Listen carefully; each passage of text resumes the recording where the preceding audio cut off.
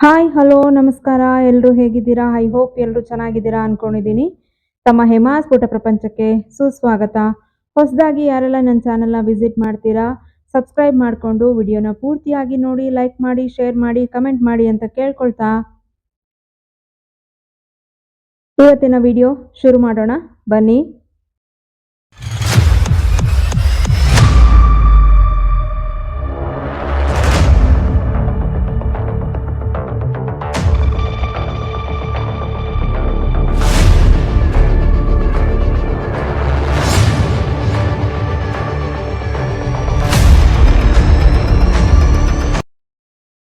ಎಲ್ಲರ ಮನೆಯಲ್ಲೂ ನಿಂಬೆಹಣ್ಣು ಬೇಕೇ ಬೇಕು. ಪೂಜೆಗೆ, ಅಡುಗೆ ಮನೆಗೆ, ನೆಂಟರು ಬಂದಾಗ ಜ್ಯೂಸ್ ಮಾಡಲು ನಿಂಬೆಹಣ್ಣು ಬೇಕೇ ಬೇಕು. ತುಂಬಾ ಮುಖ್ಯ. ಇವತ್ತು ನಾನು ನಿಂಬೆ ಗಿಡ ಹೇಗೆ ಬೆಳೆಸುವುದು ಅಂತ ಈ ವಿಡಿಯೋದಲ್ಲಿ ಸಂಪೂರ್ಣವಾಗಿ ತಿಳ್ಕೊಳ್ಳೋಣ.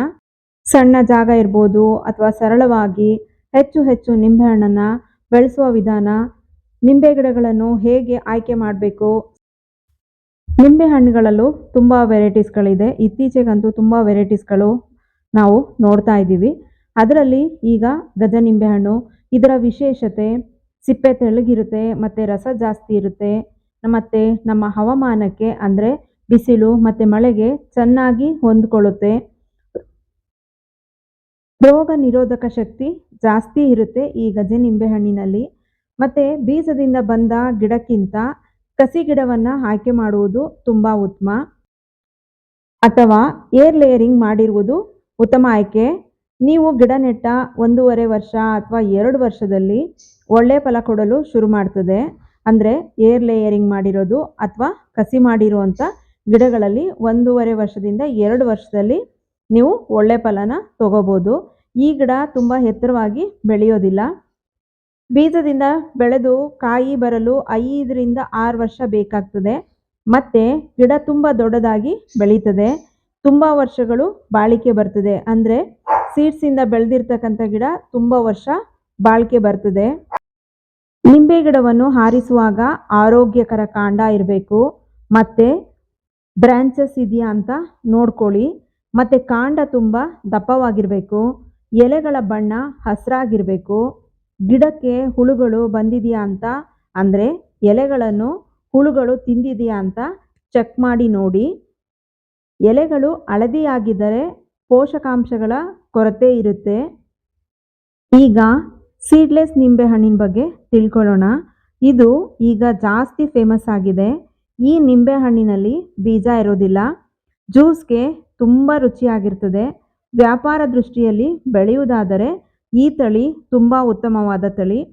ಮತ್ತೊಂದು ಬಾಲಾಜಿ ನಿಂಬೆ ತಳಿ.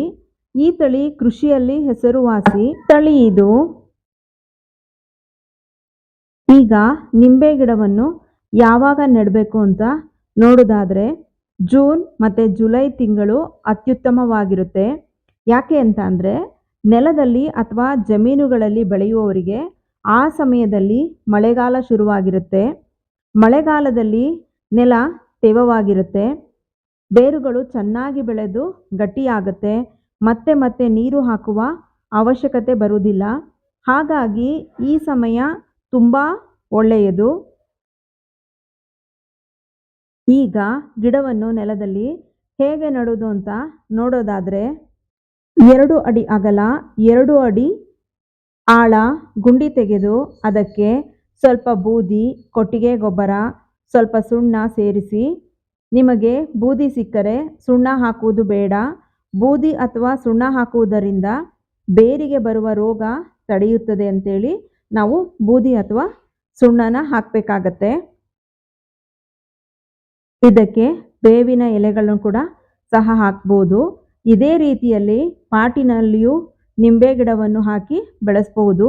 ಈಗಾಗಲೇ ನಿಮ್ಮ ಹತ್ತಿರ ನಿಂಬೆ ಗಿಡ ಇದೆ ಅಂತ ಆದರೆ, ನಿಂಬೆ ಹೂ ಉದುರುತ್ತಿದ್ರೆ, ಅಂದರೆ ನಿಂಬೆ ಹಣ್ಣಿನ ಗಿಡ ನಿಮ್ಮ ಹತ್ರ ಆಲ್ರೆಡಿ ಇದ್ದು ಆ ನಿಂಬೆ ಹಣ್ಣಿನ ಗಿಡದಲ್ಲಿ ಹೂ ಉದುರುತ್ತಾ ಇದ್ದರೆ ಅದಕ್ಕೆ ನೀರು ಮಜ್ಜಿಗೆಯನ್ನು ಸಿಂಪಡಿಸಬೇಕು.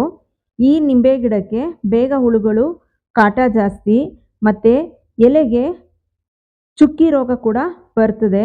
ಆದ್ದರಿಂದ ಸುಣ್ಣದ ನೀರನ್ನು ಸ್ಪ್ರೇ ಮಾಡ್ಬೋದು ಅಥವಾ ಬೂದಿಯನ್ನು ಗಿಡಗಳ ಮೇಲೆ ಉದುರಿಸ್ಬೋದು.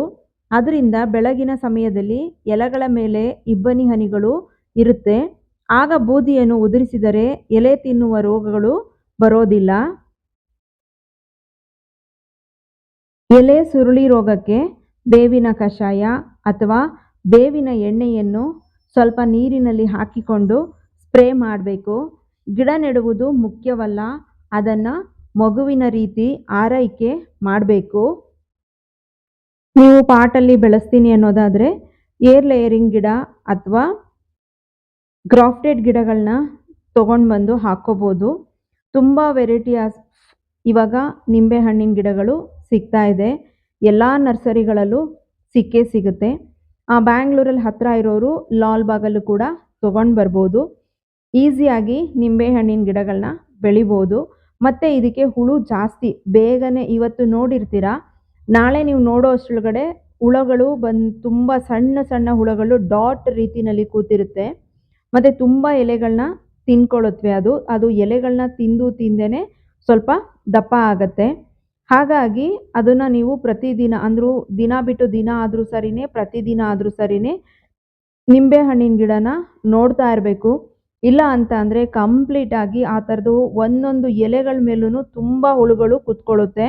ನಾನು ಈಗ ಆಲ್ರೆಡಿ ನಿಂಬೆ ಹಣ್ಣಿನ ಗಿಡನ ಬೆಳೆಸಿರೋದ್ರಿಂದ ಅದರ ಅನುಭವವನ್ನು ನಾನು ನಿಮ್ಮ ಮುಂದೆ ಹಂಚ್ಕೊತಾ ಇದ್ದೀನಿ.